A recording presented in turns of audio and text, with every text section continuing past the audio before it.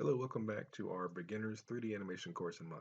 In our previous parts, we have rigged our Jack-in-the-Box model completely to allow for animation on the model. We've already animated several of its components. So we have our crank moving, the door opening and kind of bouncing against, there it is, up against the back of the box, and our Jack popping up out of the box like this. And then we created all of our cluster deformers for our CVs on our curves so that we can drive the motion of the Jack's neck and all of its different parts.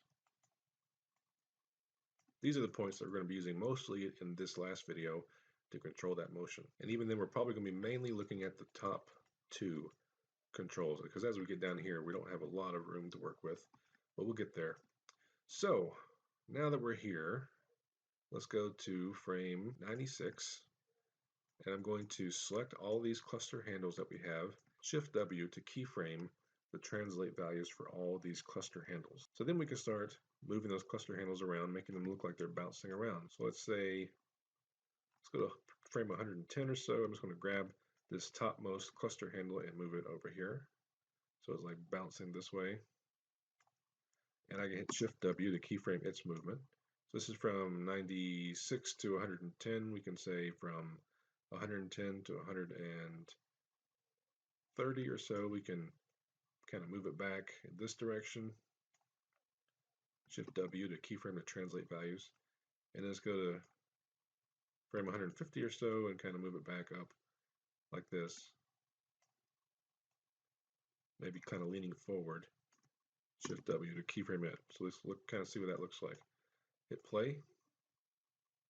So yeah, it's not perfect yet. We're just getting started, but yeah, it's kind of getting that kind of motion that you'd expect from a Jack-in-the-Box. And with that force that's coming out of the box, we can probably have it bounce around even more than what we're doing here. So I'm going to scoot this forward a couple frames so we have more room in our time slider. And let's say at frame 170 or so, we're going to move it kind of back like this toward this corner. Shift W to keyframe that. We can go back to these keyframes if we feel like we want to change them. I can go back to frame 150 where I have this keyframe, for example, and maybe move it further this way. Then Shift W to keyframe it so that we can then change what that keyframe looks like. So play this, and we're getting somewhere. Obviously, we're going to go back and change timing just like we have been for all of our animations that we've been doing so far, because all of these motions I've been making are all about 20 frames apart from each other, and we're going to change that as we go forward.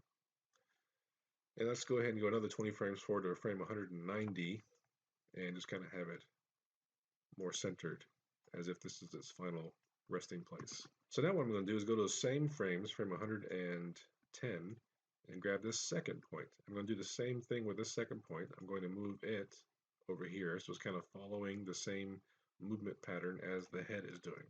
So Shift W for that position change. Go to frame 130. I'm going to shift it back this way.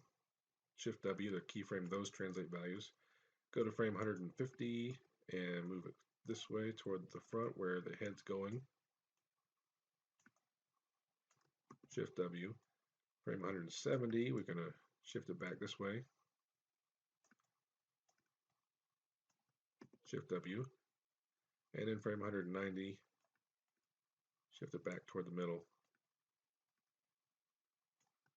Shift W, the keyframe. Now they're all kind of moving together like this. And then I'm going to do the same thing with the third handle. This third handle is not going to be moving too much. I'm just going to kind of shift it over here just a little bit. Shift W to keyframe its translation. Go to frame 130, shift it back this way. Shift W to keyframe its translation.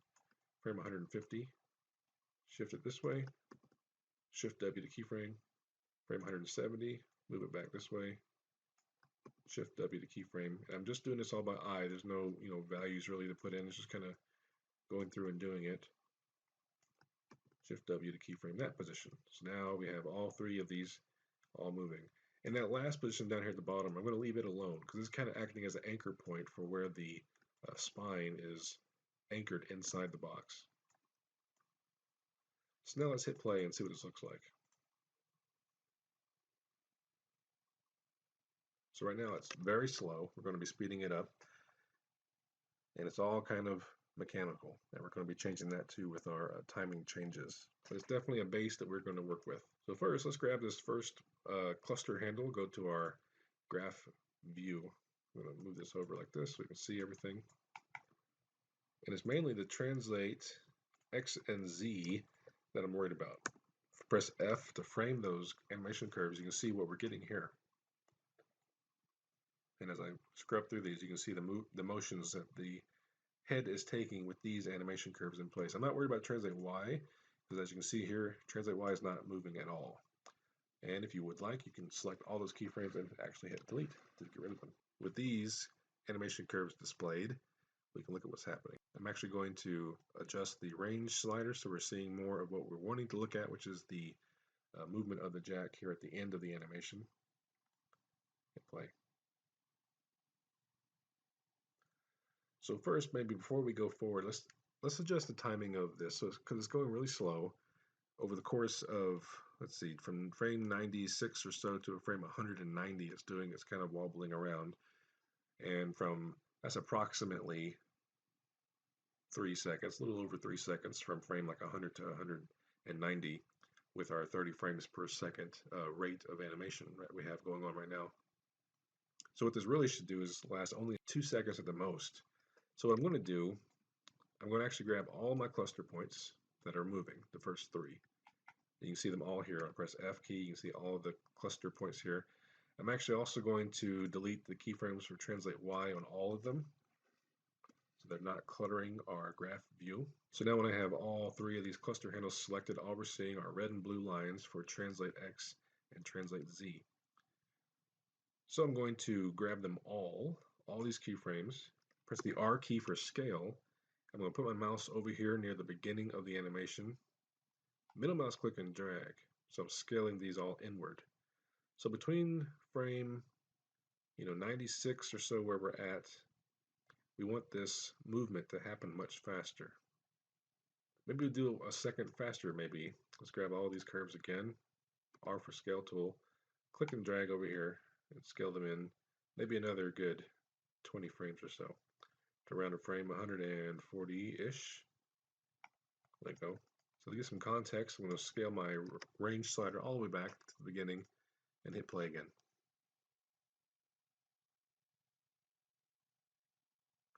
That's definitely a bit quicker than it was before, and I think that should work better. So what we're going to do, I'm going to grab all 3 of these again. So let's look at our graph editor here and what we're looking at, and change my range slider so we see more of what we're wanting to look at.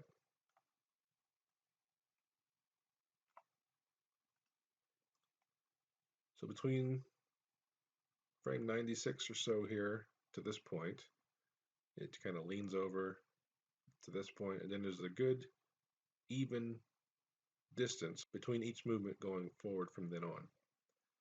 So what we're going to want to do is keeping the same time, so between frame 96 to frame 142-ish, we want to keep that length of time for how long this animation takes, but change the intervals of these motions in between. So what we want to happen is for more jumps to happen, more movements to happen at the beginning, and then it slows down and comes to a rest at the end of the animation. So if I grab all of these keyframes, hold shift, middle click and drag, and we can move them back some. You can see the movement happen here in the time slider as I make this motion. So moving it back to say frame 110, between this motion and this motion, there's only about 10 frames, which is pretty quick. Hit play. Then we can grab this row of keyframes, shift and middle mouse click to drag to move them back. So between frame 110 to 119 or so is about approximately 20 frames. We can move this back some, so it's between 110 and 118, it's about 8 frames.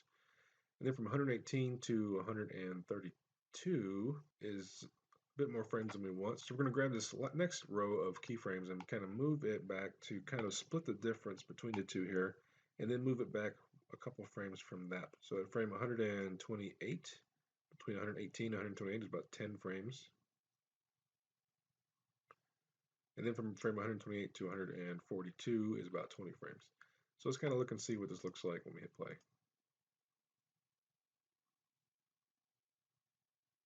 So you can definitely see that the motion of the jack is much quicker at the beginning, and then it kind of slows down with its motion as it goes forward. And you can adjust this more if we pull this row of points back a bit, because that first motion should be pretty fast. I'm just going to kind of move them all back a couple frames like that. Hit play.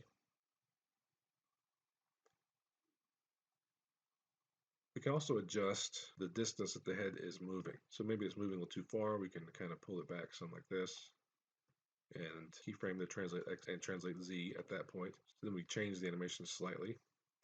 If at this point the head's moving a little too far back this way, we can kind of move it back forward this way, right click, key selected like this, kind of shift those points around. So let's go ahead and move on to what we're going to do next, which is shifting the timing of these three handles so that they're not all moving exactly at the same time.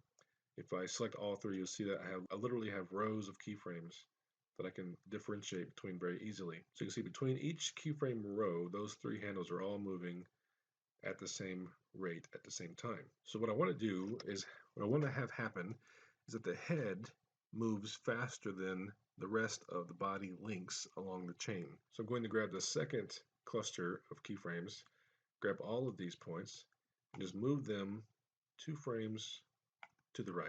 I'm going to grab this cluster, select all its keyframes, excluding the first one. If I move it 2 frames to the right, I'm now where the second cluster is, since I've shifted it 2 frames to the right. So I'm going to shift it 2 or 3 more frames to the right. So now if I hit play, you can see I get a bit more of a wobbly motion, since all the handles are not moving at exactly the same time. We get a little bit different type of snaky motion with the head. With the head selected again, I can kind of scrub through here and see what's going on. You can, of course, continue to adjust the motion of your jack-in-the-box head as much as you'd like. So now what I'm going to do is going to have the motion slow down toward the end, similar to how we have the ball as it bounces toward the and rolls to the end of its motion. We have it kind of slow down. The same with the crank handle, we had it slow down as it gets to the end of its motion. So I'm going to grab these keyframes here, and with its tangent handle, I'm going to kind of shift them up like this. So we have that kind of plateauing effect that we had before. You can do them individually or together, and we'll do that with each cluster. So the second to last row of keyframes here, I'm going to select its tangent handle and kind of shift it up like this to get more of that plateau effect. Same with this third one. This one is pretty subtle, so I'm just going to kind of shift it slightly, like so. Now let's see how that looks. So one thing I don't like about the animation so far is the head kind of swings back a little bit too far right through here. So at this frame, I would like to shift it back forward some, so it's not quite so far back, and keyframe its position here. And then also grab the other clusters and go to their respective keyframes that are with this motion and move them slightly so that they are, so the head swing is not quite so large of a movement. And make sure you're on the keyframed frame before you make these changes. So then the last step, and again, like I said, you can continue to adjust your model as much as you'd like. But now on my last step, what I'd like to do last is rotate the head so that it kind of is recoiling and flapping around based on what the body's doing. So right now it's just kind of stiff and looking forward the whole time. So when the head is popping out of the box, I want to actually scale it, but I want the scale to start until it gets about to where its final position will be. So at frame, let's say 95 or so, hit Shift R to keyframe the scale X, Y, and Z. And then I'm just going to go to frame 98 or so and scale up. So it kind of stretches up a little bit. Just a slight amount, like 1.1 on my scale Y over here. Shift R to keyframe that. And then Soon after that, I'm going to have it pop back to its normal amount of 1, that's scale Y, so it's back to normal. So just having that little bit of a stretch, kind of like the squash and stretch of the ball. So as it pops out, it's got a little bit of a stretch to it. And we can exaggerate it as much as you'd like. Like this frame, instead of being so subtle, we can really pull it up quite a lot. Shift R to keyframe that. So now we hit play. It's a bit cartoony, but that's okay. And we can even go back to the starting point and maybe shift it back a little bit. It may pop back into place too quickly, so we can shift this keyframe forward a couple frames.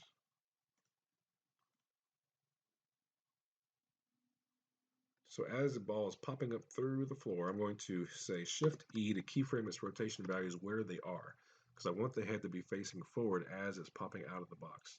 So at frame 91 here, I've keyframed the rotation of the head to be facing forward like it is. And then as I move up to whenever the head is at its stretched position up here and all the way up here, we can kind of have it look upwards. Shift E like that. If we're getting some deformation issues, that's because of the lattice. We can actually adjust the rotate Y so it's not quite so much. We can also, to fix this, so we go to the outliner, we have our FFD1 base. If we hit R for the scale tool, we can actually scale this out a little bit. That's a scale Z looks like. And it'll kind of fix that issue a little bit. There we go. So select the head again. As the head moves forward to the angle of its furthest point at this corner, we'll have it kind of angled back the way it came. So it's kind of flopping, it's kind of recoiling backwards as it moves through the seam. So we'll hit Shift E to keyframe the rotation there. Then as the head's moving all the way back this way, I actually want the head to kind of shift back toward the way it came. So it's getting like this whiplash effect. So I'm rotating the head back this way, where it came from, and hit Shift E here. And at this point, it's already whipped back. I'm going to have it kind of whip back like this. Shift E. Facing forward like this, I'm going to have it kind of whip back this way. And you can turn it to be facing different directions as well. As the head is moving backwards, we want it to kind of whiplash effect again, to be facing forwards the way it came from.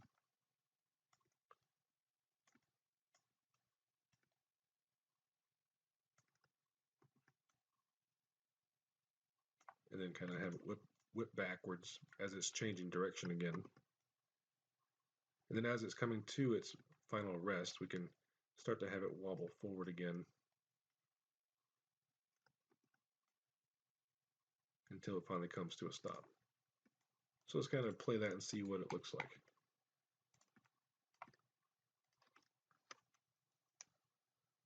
So definitely a lot of movement happening through there. So right through here, these keyframes are a little bit of a contradiction for each other, it looks like.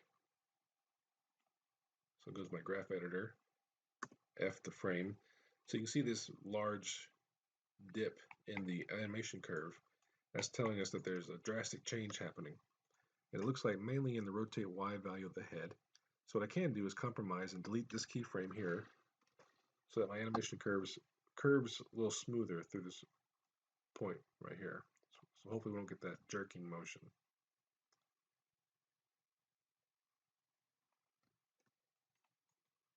I think that looks a bit more natural, like it's very loosey-goosey, head on the springy neck, flopping around. So you can continue to adjust yours and animate yours differently if you'd like. I'd love to see them whenever you're done.